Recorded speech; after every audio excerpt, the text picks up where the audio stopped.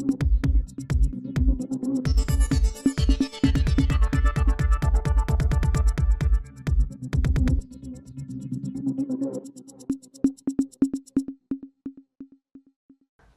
CM Uma Bharti की press conference, Bharat पर मेरी निष्ठा, पार्टी पर निष्ठा और पीएम मोदी को अपना नेता मानती हूं मैं, ये अटल सत्य है। अमित शाह की मैं प्रशंसक हूं। राम मंदिर के फैसले के दौरान शांतिपूर्ण माहौल का जितना श्रेय यूपी के सीएम को जाता है, उतना ही अमित शाह जी का भी है। राजमाता मुझे काफी छोटी उम्र में राजनीति में लाई। 1984 में अम्मा के ही कहने पर चुनाव लड़ा।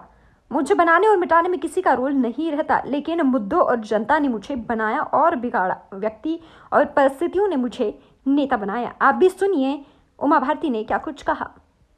की रॉयल्टी पे कर रहा था क्योंकि उसके पीछे के खलनायक दूसरे थे, उसके नाम पे खाली लाइसेंस बना हुआ था, इसलिए ये तेंदुपत्ता हुआ, रेत हुई, ये तो आधार है। नदी केवट की है, जंगल आदिवासी के हैं, मंदिर पुजारी का है और खेत किसान के। तो दीदी जो काम पहले केवट करते थे वो मंत्री और अफसर और नेता कर रहे हैं क्या?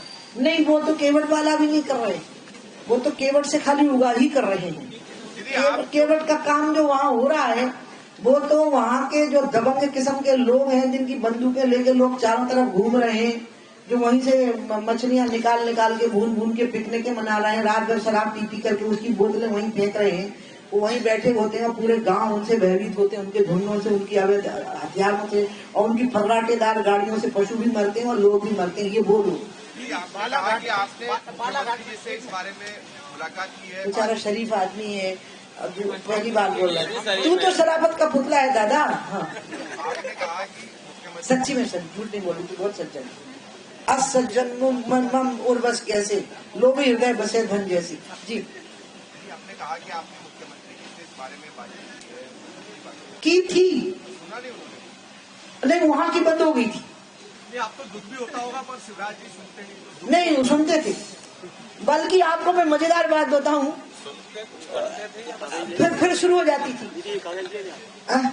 नहीं, जब मैं वहां से नहीं, मेरा कागज नहीं नो। तो क्या हुआ कि मैं वहीं थी, तो मैंने कलेक्टर को फोन किया। इसमें बहुत मजेदार बातें होती हैं, आपको पता नहीं। खनन में वो कहते हैं कि वो पर्यावरण वालों ने जब तक आपत्ति नहीं करेंगे हम नहीं कर सकते कार्रवाई। एसपी कह देता है, ठीक है। फिर पुलिस भी चाहिए होती है, ये पर्यावरण वाले कह देते हैं, एसडीएम कह देता है।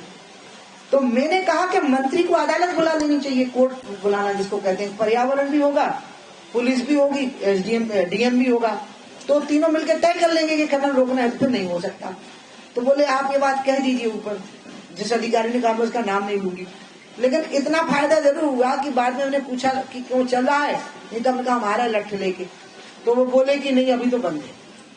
तो अभी भी मैं जब निकली थी वहां से तो बंद था उतनी जगह का। अब बाकी तो मैंने जो बताया है वो मैंने देखा नहीं अपनी आंखों से। एक बार मैंने पिपरिया के पास नर्मदा जी का खनन देखा था, लेकिन मैं भगवंत सिंह जी के यहाँ बैठने जा रही थी, जो नहीं रही विधायक, तो इसलिए मैं रुकी नहीं थी।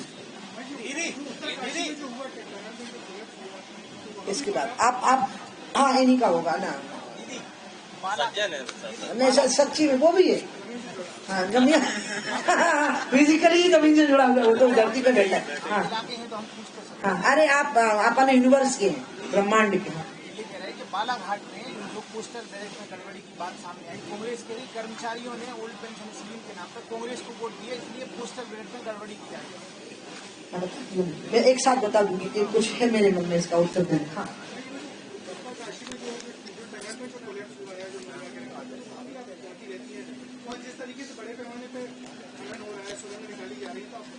जेब खर्च देना बहुत जरूरी होता है। घर में जो लोअर मिडिल क्लास की महिलाएं होती हैं, उनको एक एक बात के लिए हाथ फैलाना पड़ता है। एक भाई के नाते बहन को एक गिफ्ट है, एक जेस्चर है। आपका जवाब दूँ, एक जेस्चर है कि बहुत अच्छा हुआ, लेकिन मैं ये चाहूंगी, मैं फिर I will again come back to Modi. Modi ji ने लोक लुभावन घोषणाओं की जगह पर लोक सामर्थ्य की घोषणाएं की। जनधन योजना क्या थी, स्वच्छता अभियान क्या था। जनधन योजना यही थी ना कि लोग अपने ही असेट्स से ताकतवान बने, यही थे ना उनका। उन्हें हर चीज में कहा कि लोगों को इतना सामर्थ्यवान बनाओ कि सत्ता और सरकार उन पर आश्रित हो जाए। हमें अंत में ऐसे समाज की रचना पे आना पड़ेगा जो सत्ता पर आश्रित ना हो, स्वयं में समर्थ हो। स्त्रियां, मुद्रा योजना किस लिए, स्टार्टअप किस लिए, ये सारी योजनाएं, और भी अभी जो आयुष्मान किस लिए, लोग एजुकेटेड नहीं किए गए। एजुकेट करना था विधायकों को, एजुकेट करना था सांसदों को कि आप आयुष्मान योजना का लाभ उठाइए, मुद्रा योजना के कैंप लगाओ, मोदी जी बोलते थे, और उसमें पता लगाओ कि बैंकिंग सेक्टर से क्या दिक्कत आ रही है उनको हेल्प मिलने में। तो इसलिए योजनाएं मोदी जी ने इतनी दी है, आई एम सो सॉरी कि इस देश का सिस्टम और हमारा पॉलिटिकल सिस्टम उनके साथ कदम नहीं मिला सका। और उन्होंने जब भी कोई अच्छा काम करने की कोशिश की, बड़ा काम, तो अपोजिशन ने सहयोग देने की जगह पर उपद्रव हो जाए, देश में अशांति हो जाए, कहा खून की धाराएं बह जाएंगी 370 के बाद, और गांव गांव में झंडे फहरा रहे कश्मीर में। अयोध्या को हाथ लगाया तो बर्बाद हो जाएगा देश, कट जाएगा, उल्टा हुआ, सब देश ने आदर के साथ स्वीकार किया। इसलिए ना विपक्ष आलोचना करे, हम गलती करें तो, लेकिन जहां जरूरी है वहां साथ दे, उनकी पार्टी साथ दे, उनके पार्टी के मुख्यमंत्री साथ दे। मैं उनकी अनुगामिनी हूँ और इसलिए मैं उनसे बहुत प्रभावित हूँ, और इसलिए मुझे उनसे जलन होती है कि उनके जैसी इमोशंस पे मेरे कंट्रोल क्यों नहीं है। उनके जैसे इमोशंस होते हुए भी इमोशंस पे कंट्रोल, फिजिकल कैपेसिटी, योगा, वो योग के सहारे चल रहे हैं, मिनिमम भोजन करते हैं, सूखी सी रोटी खाते हैं, और पूरे समय हम सबको, जिसको कहते हैं अंग्रेजी में कीपिंग ऑन द टोज, एक अंगूठे पर खड़ा रखते हैं। कर पाती हूँ, आप यकीन करो। मैं अभी बता रही थी अंदर किसी को कि जब 2003 में रिजल्ट आने लगा तो मैं दिल्ली में थी कि जो रिजल्ट आएगा देखेंगे, तो एक लाल फूल कम पड़ गया था, तो बगीचे में गई पीछे सुबह 8 बजे तोड़ने के लिए, मंदिर की ओर लौटी तो टीवी की पट्टी पे देखा कि झाबुआ में सब सीटों पे भाजपा आ गई, जहां हम एक भी नहीं जीतते थे। अरे मैंने कहा लगता सरकार बन रही, मुझे लगा किसी और की बन रही। मैं जब बीमार भी पड़ती हूँ तो मुझे लगा कि कोई और बीमार हो रहा है, पता नहीं क्या बात है, मैं इसको समझ नहीं पाती हूँ आज तक, ये क्या चीज है कि मुझे लगता किसी और को जाते। और मैं यहाँ आई, आपको याद में शाम को 5 बजे पहुंच पाई थी, क्योंकि मैंने कहा नहीं अभी तो अरुण जेटली बोले देखो वो कहीं ना कहीं जाएगी अब, और मैंने कहा कि हमें वृंदावन जाना, तो मैं वृंदावन गई। फिर हवाई जहाज खड़ा वहाँ ग्वालियर पे, कि अब हेलीकॉप्टर से ही ले आओ, ट्यूनिंग करवा लो खाली। तो 5 बज गए थे आते आते, और मैंने वहां जो भीड़ देखी, बाप रे, सड़कों पे, क्योंकि हेलीकॉप्टर मर रहा था सब तरफ, मैं भीड़ देखी।